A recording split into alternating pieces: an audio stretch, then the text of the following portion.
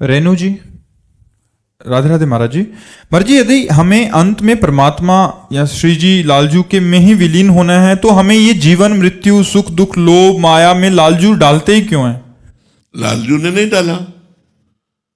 पहली बार आप जब सृष्टि में आए तो परम पवित्र थे। आपने इस सृष्टि रूपी बाजार की अपवित्रता को स्वीकार किया है तो आपको ही छोड़ना होगा। आप तो परम पवित्र थे, परम पवित्र हैं, परम पवित्र रहेंगे, लेकिन आपने शरीर को अपना मान लिया और शरीर को भोगों को भोग करके अपवित्रता का आपको बोध हो गया। नहीं, आप आत्मस्वरूप से आज भी पवित्र हैं। आत्मा कभी अपवित्र नहीं होती, पर आप अपने को आत्मा ना मानकर, भगवद अंश ना मानकर स्त्री मानती हैं, पुरुष मानती हैं, मूर्ख मानती हैं, विद्वान मानती हैं, पापी मानती हैं, पुण्यात्मा मानती हैं। उसी का भोग भोगना होता है। भगवान ने नहीं फंसाया। सही पूछो, बिल्कुल भगवान ने नहीं फंसाया, हम फंस गए हैं। माइक को हम पकड़े हैं या माइक ने हमको पकड़ लिया? हमने माइक को पकड़ा है। आप देखो, आपको कौन पकड़े? आप पकड़े हो।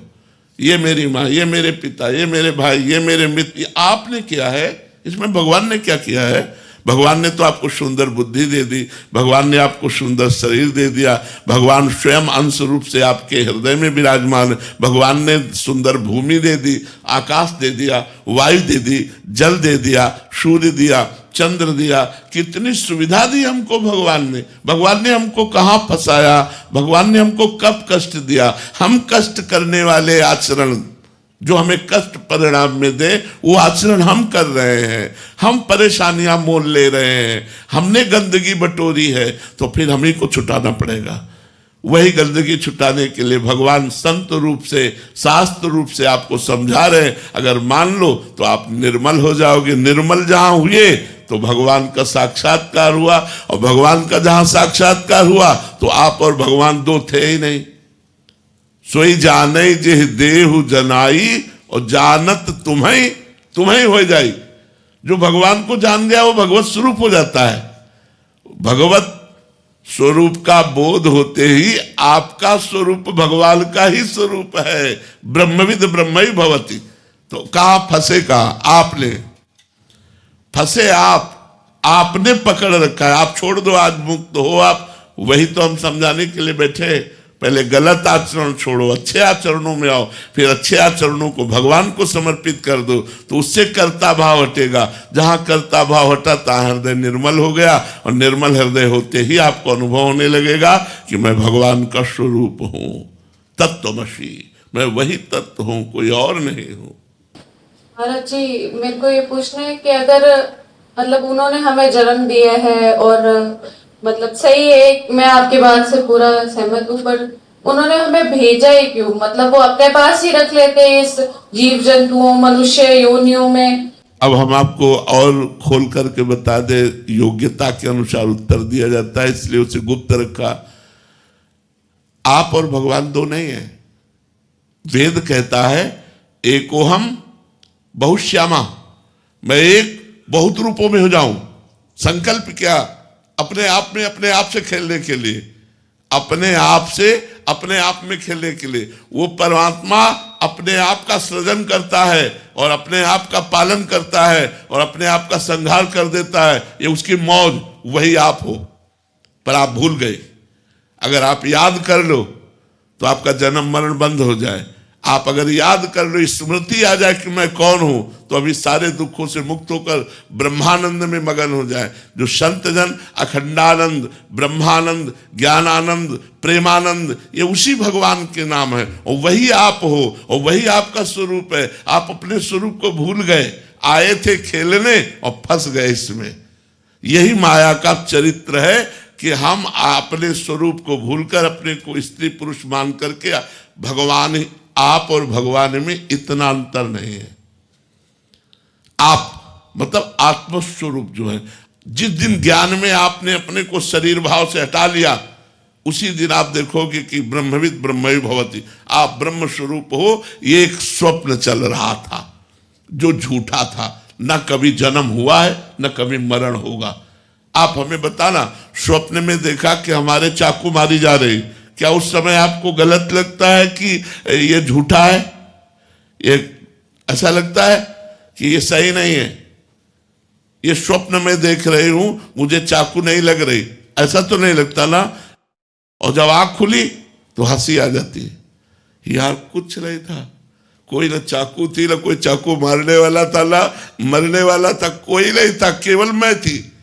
ऐसे ही जब ज्ञान हो जाएगा तो यहां न स्त्री है, न पुरुष है, न जड़ है, न चैतन्य है, न दुख है, न सुख है, एकमात्र वासुदेवा सर्वम, एकमात्र भगवान। अब ये वेदांति की बड़ी ऊंची बात है बच्चा, आपकी समझ में आवे, भगवान समझा दे तो।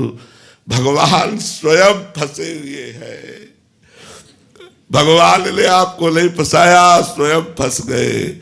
एक बार सुदामा जी ने भगवान से कहा कि यार तुम हमारे दोस्त हो और मायाधीश हो, यार हमें माया दिखाओ, माया कैसी होती है, भगवान से कहा।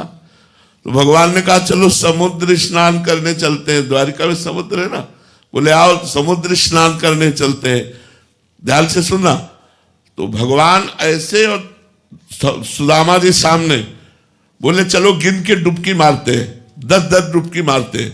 सुदामा जी ने डुबकी, जे ही डुबकी मारी तो सुदामा जी ने देखा कि मैं एक देश में पहुंच गया, और उस देश में जे भी गए तो लोग उनका पूजन करने लगे कि ये सुदामा जी हैं, भगवान के मित्र हैं। वहां का राजा भी पूजन करने लगा।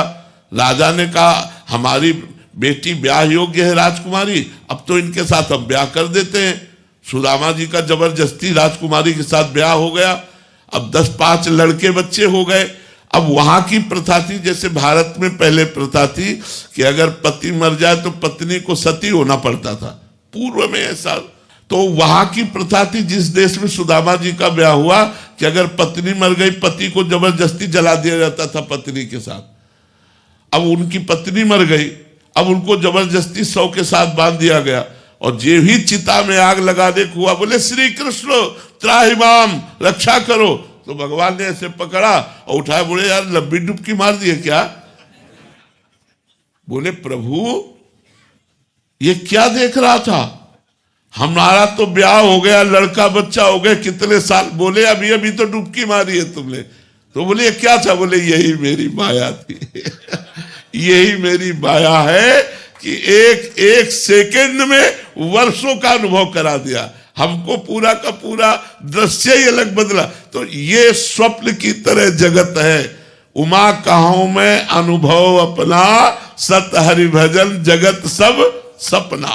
तो बच्चा अभी आप स्वाप्निक पुरुष हैं, जगत का स्वप्न देख रहे हैं, मोह निद्रा में सोए हुए हैं। जिस समय जग जाएंगे तो उस समय बात अलग रहेगी, भगवान ने नहीं फंसा, हम अपने भ्रम में फंस गए। हमारा भ्रम से जन्म मृत्यु हो रहा है, ना कि सत्य।